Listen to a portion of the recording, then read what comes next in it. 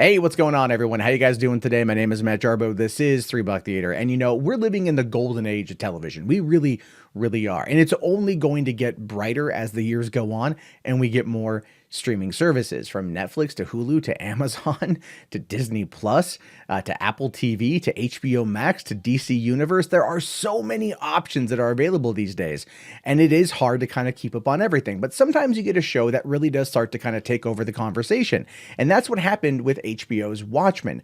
The sequel or remix to the 1980s comic by Alan Moore and Dave Gibson was definitely a show worth watching. It was one that sparked a lot of conversation, and a lot of people out there were very divided over whether or not it was good or bad. But the funny thing is, and this is where we find ourselves in a very weird situation, is the people that thought it was bad stopped watching and stopped paying attention. And the people that out there that wanted to talk negatively about the show did it from the perspective of a headline that talked about Damon Lindelof exiting before season 2, and therefore it basically canceling the show. And a lot of people out there were running on the narrative of it went woke and got broke, or whatever the damn stupid saying is.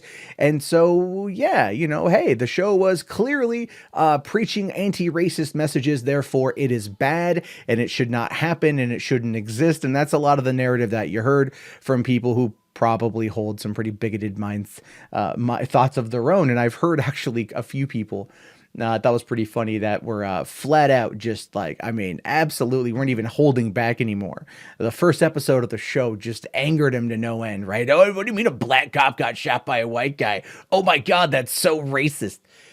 But they were legitimately upset that it happened, not understanding the context provided by, the preceding scene, which was the 1921 Tulsa riot, where over 100 African Americans were killed on what was called Black Wall Street, when the local deputies basically, or the sheriff, deputized KKK members in order to carry out this massacre. It is an absolute stain on our society and our history, and one that a lot of people don't know about. And this all of a sudden became the centerpiece of the show.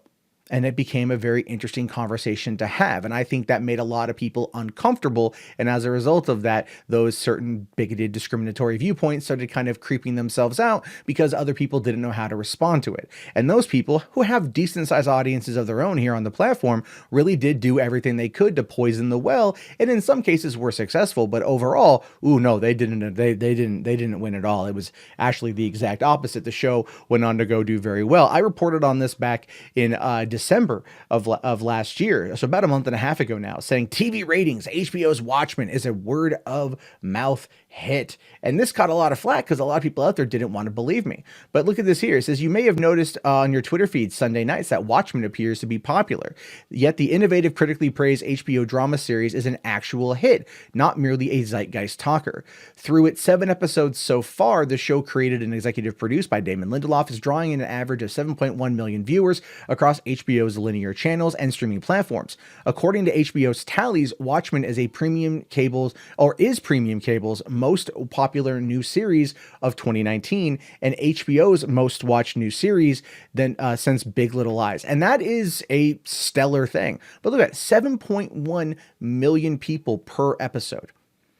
Now, when you talk, again, the people out there who stopped watching the shows but look for headlines in order to react to, they would see something like, oh, Watchmen's ratings are in the dumps. It only got 1.6 million people, according to the Nielsen ratings. If you pay attention at all to the way that any of the streaming world works, in any of our society, it works these days, it's never necessarily the most watched on the night of its release. View on demand or video on demand, VOD viewings, are a massive, massive, massive back end to the success of a lot of these shows. That's actually the reason why they moved the Orville from Fox Broadcasting to Hulu, because the vast majority of its audience, its fan base, its loyal viewers all came in from Hulu. Makes a lot of sense, doesn't it? Right? Not everything works out the way that you wanted to, and we are living in a bit of a different age. But when you even look here at the critical scores, and this is what a lot of them tried to argue as being the reason why it was in the dumps, was saying here that, look, it's got a 96% from critics and a 54% from the audience score. And the audience score here says that, but look at this here. Most of the ones up top from a day ago, 8 hours ago, 1 day ago, are pretty much mostly good. With this guy here saying IQ sapping gold rusting tin, Okay, from Mark. You've got Mo here saying boring, slow pace with no payoff. Not really the Watchmen. And this I thought was good. Okay, shoehorned pre-existing characters into a storyline they didn't belong to. Might have been all right if they had the same story, but used original characters. And look, it's divided, but people out there seem to be more or less into it, right? It wouldn't have 7.1 million views an episode if it wasn't doing very good. But all that really kind of starts to ask the question, how did it do in its finale? Well, according to Variety here, it says that the Watchmen finale season draws 1.6 million people. And again, that was used as an argument against the show, but it still pulled in all of those post-viewing people. All of those post-viewing viewers is 7 million people. Now, look, it's not going to be as big as, let's say, Game of Thrones, which in its final season pulled in 19 million viewers on HBO, and then an additional 19.5 million people pirated the damn show. I don't have the piracy numbers for Watchmen, but I would assume that they're probably just as high as the VOD. It tends to be about a 1-to-1 split. Again, using Game of Thrones as a perfect example for this, back during season, I believe, 2 of the show, when they started talking a lot about it, when they started talking about the piracy numbers, we would find out that they would have about maybe 3.5 to 4 million live viewers, and then the piracy numbers would be just about as high. In fact, for a while, the Game of Thrones creators were using it as a metric of success. Like, not only are we one of the most watched shows on TV, we're the most pirated show on the internet right now. And they used it as a way to sell merch and to sell DVD sets and everything else.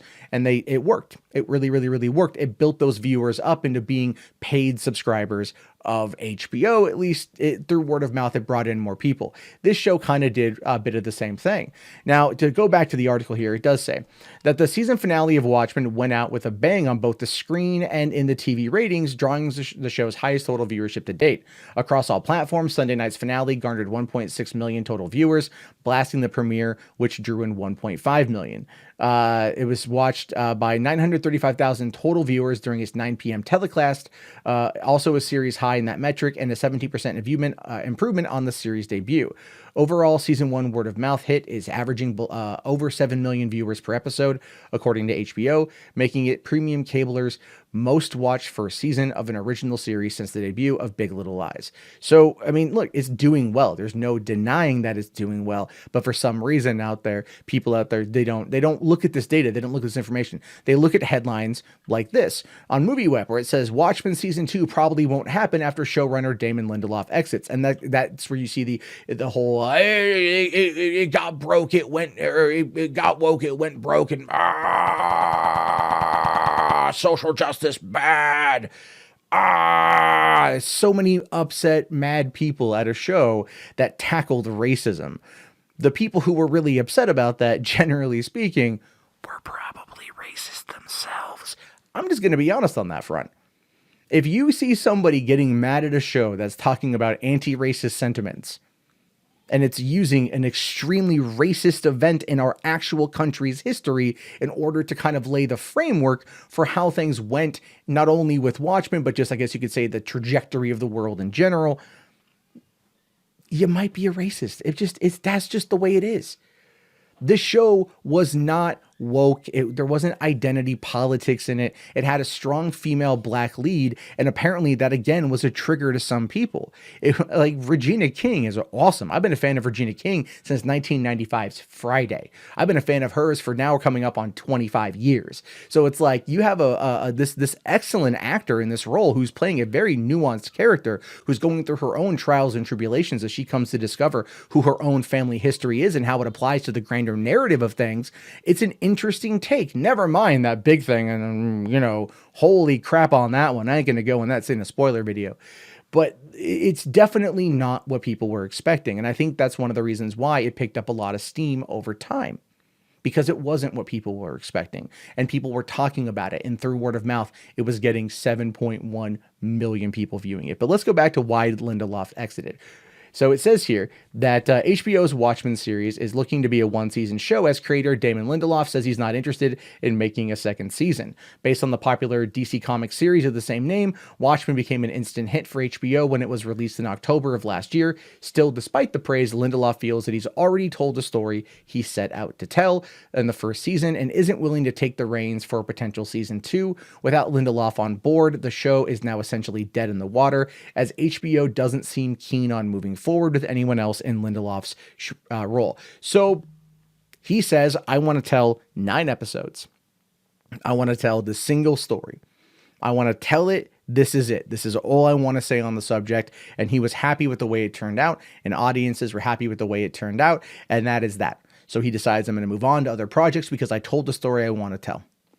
How is that getting woke and going broke? How is that the show crashed and burned because of identity politics? How is it the show was so terrible, reviews were so bad that no one watched it, that the own show creator took off? These are all narratives that I heard from so many people. People with over 500,000 YouTube subscribers are out there making these comments, making these claims all the time on live streams. They just do everything they can to downgrade and downplay this show because it doesn't fit in to the narrative view of the audience. And let's be realistic here, the bigoted audience that they've crafted for themselves.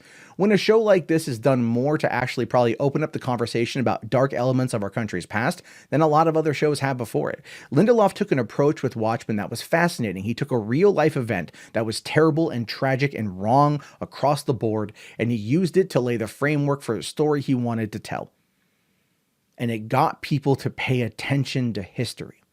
Pay attention to our actual past. Yes, remixed with an alternative future, but still, this moment in our past is really there. You can look it up, you can read about it yourself, and people out there are now aware of something that was so bad and so terrible that they now know that not to let it happen again. Which is the whole point of history, is to learn from our past mistakes because we don't want to repeat them. Right? You're doomed to, what is it? Those who don't learn from history are doomed to repeat it. And I believe overall that was the message of Watchmen. It was a well done, well crafted, well executed 9 episodes of television. You can call it a limited event series if you want. I would love there to be a season 2. I'd like the characters. I really did. Give me more Jean Smart as Laurie Blake. I'm 100% on board with that. I don't care if it goes back to like they use de-aging technology and she's in like, her like 40s or 50s or whatever, working with Night Owl. I got no idea. Like all I'm saying is like, give me something with that. I'd be very happy. And I like the show. And I thought it did a good job. And I think it got a bum rap by a lot of people out there who profit off of hatred, who profit off of lying to you, who profit off of not looking at the data or the information. And I'll be fair. Like if you, there's a guy I know named Tim Pool, and I've met Tim Pool, hung out with him multiple times.